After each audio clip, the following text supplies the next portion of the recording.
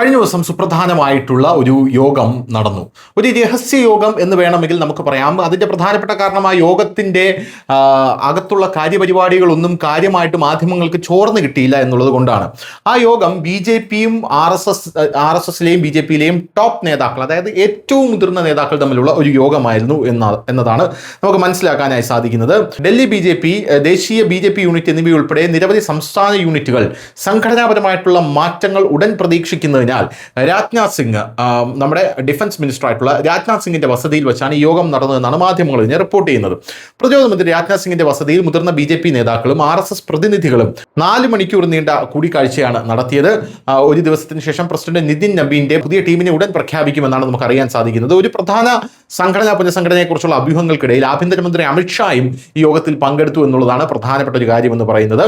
RSS കാര്യവാഹക Arun Kumar, BJP ദേശീയ general secretary BL Santhosh എന്നിവർ യോഗത്തിൽ പങ്കെടുത്തു. ഔദ്യോഗിക വിവരങ്ങളൊന്നും പങ്കുവച്ചിട്ടില്ലെങ്കിലും സംഘടനാ പുനഃസംഘടനയിലും BJP ദേശീയ പ്രസിഡന്റ് നിതിൻ നബീന്റെ കീഴിൽ ഒരു പുതിയ ടീം രൂപീകരിക്കുന്നതിലുമാണ് ചർച്ചകൾ കേന്ദ്രീകരിച്ചത് എന്നാണ് നമ്മുടെ മാധ്യമങ്ങൾ അവരുടെ ഭാവനയിൽ ഉരുത്തിരിഞ്ഞു വരുന്ന ആ ഒരു ബുദ്ധി കൊണ്ട് എഴുതി പിടിപ്പിക്കുന്നത്. എന്തായാലും ഡൽഹി BJP, ദേശീയ BJP യൂണിറ്റ് എന്നിവയുൾപ്പെടെ നിരവധി സംസ്ഥാന യൂണിറ്റുകളിൽ സംഘടനാ മാറ്റങ്ങൾ വരാൻ പോവുകയാണ്. നിതിൻ നബീന്റെ പുതിയ ടീമിന്റെ നിർദ്ദിഷ്ട ഘടനയെക്കുറിച്ച് ചർച്ചകൾ കേന്ദ്രീകരിക്കുന്നുണ്ട്. പ്രധാന സംഘടനാ നിയമങ്ങളെക്കുറിച്ചുള്ള പ്രഖ്യാപനങ്ങൾ അടുത്ത ഏതാനും ദിവസങ്ങൾക്കുള്ളിൽ ഉണ്ടാകുമെന്ന് പറയപ്പെടുന്നുണ്ട്. പാർട്ടിയുടെ ഏറ്റവും പ്രായം കുറഞ്ഞ ദേശീയ പ്രസിഡന്റ് നിതിൻ നബീൻ തന്നെ ആയതിനാൽ നബീന്റെ പുതിയ ടീമിൽ കൂടുതൽ പുതുമുഖങ്ങളും യുവമുഖങ്ങളും ഉണ്ടാകുമെന്ന് പ്രതീക്ഷിക്കുന്നുവെന്നാണ് ഇപ്പോൾ മാധ്യമങ്ങൾ ഇതിനെ വ്യാഖ്യാനിക്കുന്നത്.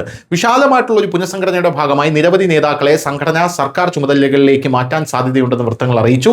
വ്യത്യസ്ത ജാതികളിൽ നിന്നും സമുദായങ്ങളിൽ നിന്നുമുള്ള നേതാക്കളെ ഉൾക്കൊള്ളിച്ചുകൊണ്ട് പാർട്ടിയുടെ സോഷ്യൽ എഞ്ചിനീയറിംഗ് തന്ത്രം പ്രതിഫലിപ്പിക്കാൻ പുതിയ ടീം തയ്യാറാക്കുന്നു എന്നുള്ളത് മറ്റൊരു കാര്യം. എന്തായാലും ഇതിൽ നിന്ന് നമുക്ക് മനസ്സിലാവുന്ന ഒരു കാര്യം, ഇന്ന് രാവിലെ മറ്റൊരു റിപ്പോർട്ട് വന്നത് 4 സംസ്ഥാനങ്ങളിൽ ഉടനെ തിരഞ്ഞെടുപ്പ് വരാൻ പോവുകയാണ്. അത് ഉത്തർപ്രദേശ്, ഗോവ, പഞ്ചാബ് അങ്ങനെയുള്ള 4 സംസ്ഥാനങ്ങളാണ്. ഉത്തരാഖണ്ഡ് 4 സംസ്ഥാനങ്ങളാണ്. ഈ 4 സംസ്ഥാനങ്ങളിൽ തിരഞ്ഞെടുപ്പ് വരുമ്പോൾ ആ സംസ്ഥാനങ്ങളുടെ തിരഞ്ഞെടുപ്പ് വേഗത്തിലാക്കാൻ ഇപ്പോൾ കേന്ദ്രം നിർദ്ദേശം കൊടുത്തിട്ടുണ്ട്. 2029 ഒരു വലിയൊരു മാറ്റം നമ്മുടെ രാജ്യത്ത് വരാൻ പോകുന്നത് അത് ഒരു രാജ്യം ഒരു തെരഞ്ഞെടുപ്പാണ്. ഈ ഒരു രാജ്യം ഒരു തെരഞ്ഞെടുപ്പിനായിട്ടുള്ള തയ്യാറെടുപ്പിന്റെ ഭാഗമായിട്ടാണ് ഇപ്പോൾ ഈ രഹസ്യ യോഗം കൂടിയിരിക്കുന്നത് എന്നുള്ളതാണ് നമുക്ക് ഇതിൽ നിന്ന് മനസ്സിലാക്കാനായി സാധിക്കുന്ന കാര്യം എന്ന് പറയുന്നത്. അതിന്റെ തന്ത്രങ്ങളും സോഷ്യൽ മീഡിയ എഞ്ചിനീയറിംഗ് അടക്കമുള്ള കാര്യങ്ങളാണ് അവിടെ ചർച്ചയായത് എന്ന് വേണം അനുമാനിക്കാൻ. News desk, news India Malayalam.